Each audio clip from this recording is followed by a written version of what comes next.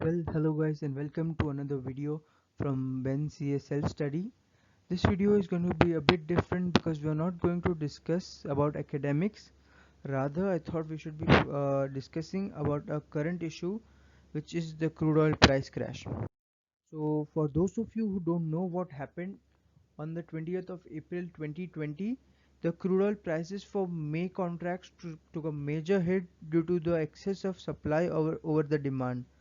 Now it is important to note that crude oil, as we know, is the base or the source of many petrochemical products including petrol and diesel. So these products are some which we have been using in our day-to-day lives for many years now, and as day-to-day consumers, the changes in the prices for crude oil, it affects us drastically. Now the main question is, why did it happen? The first and foremost factor is the COVID-19 pandemic. So, due to the global pandemic that we have been suffering through, the consumption for the crude oil has been decreasing drastically. Statistically speaking, it is less than 30% of what it was a month and a half earlier. So the demand is very low, and on the other hand, the countries that are producing oil, the Gulf countries and Saudi Arabia, Kuwait, even Russia, they have been producing crude oil at the normal rate which they have always been. Now there was a bit slowdown, and OPEC had announced that there will be production cuts, but those cuts are yet to be implemented. So there was a lot of supply and no demand. What happened due to this was that crude oil prices for the month of May, they hit negative numbers, which was for the first time since the inception of oil futures in NYMEX in 1984. So what does this mean? Does this mean that we can buy petrol from our local petrol pumps and get paid for it? No, that's not what will happen. So, what does it mean, and what will happen? And most importantly, why should we be concerned about it, and how will we be affected by it?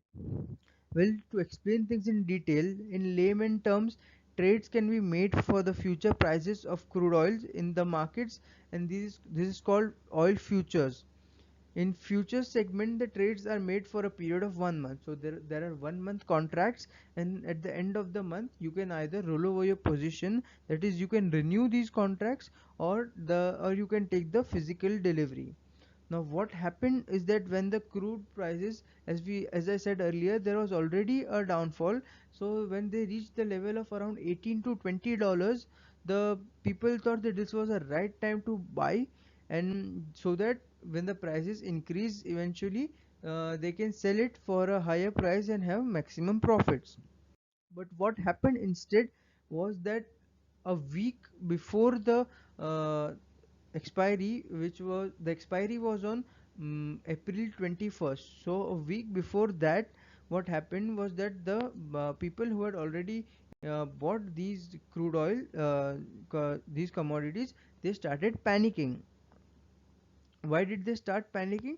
Was because if by the end of next week they did not renew their contracts, they would have to take the physical deliveries of their positions, and renewing the contracts was not would not have been a wise decision, considering the economic nightmare that was going on already. So by 20th of April, the position holders, they started selling their positions even at the drastically lower rates. But as we know, there was virtually no demand, and the prices were steadily decreasing. So there were neither enough buyers in the market, nor was there space to store these barrels. This led to a landslide in the prices, which led crude oil to the negative figures that we are talking about. Now, talking about the effects of this catastrophe, what will happen and what has already happened. So crude, as I already said, is a very important commodity in almost all the sectors across the world. So almost all the global markets were trading in the red zone on 21st of April, while crude prices, they had rebounded to $1.10 from minus 37.63.